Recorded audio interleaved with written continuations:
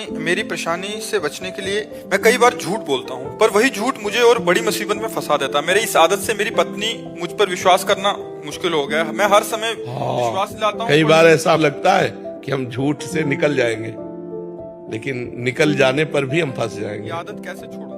भाई अब इसको तो तुम्हें अंदर से विचार के द्वारा छोड़ना होगा कि कई बार आप ही नहीं, सब लोग कि चालबाजी से, झूठ से हम हेलो कहा हो यार, मिलना चाहते हैं, बोले इस समय तुम आगरे में हैं और बगल में पड़ोस में खड़ा हो।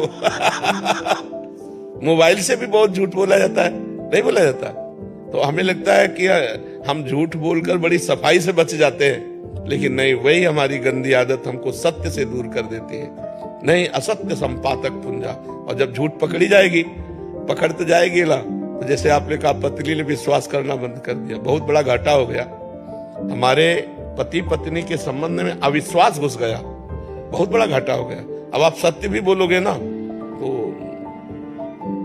नहीं माना जाएगा। अगर हम झूठ बोलेंगे तो कभी सत्य बोलेंगे तो भी हमारी सत्य बात झूठ मान ली जाएगी कि ये झूठ बोलता है आदमी। हमें लगता है झूठ को धीरे धीरे कम करना चाहिए। कह दें आज से हरिश्चंद्र सत्यवादी, तो ऐसा नहीं हो पाएगा, क्योंकि जवान है और माइंड है, वो झूठ से बचता रहा है तो प्रयास करेगा झूठ का।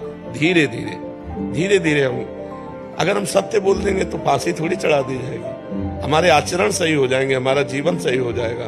पत्नी से कह दो हम वृंदावन होके आ रहे हैं, अब हरिश्चंद्र वाली चाल चलेंगे, झूठ नहीं बोलेंगे, तुम हम पे विश्वास कर ले, ठीक है?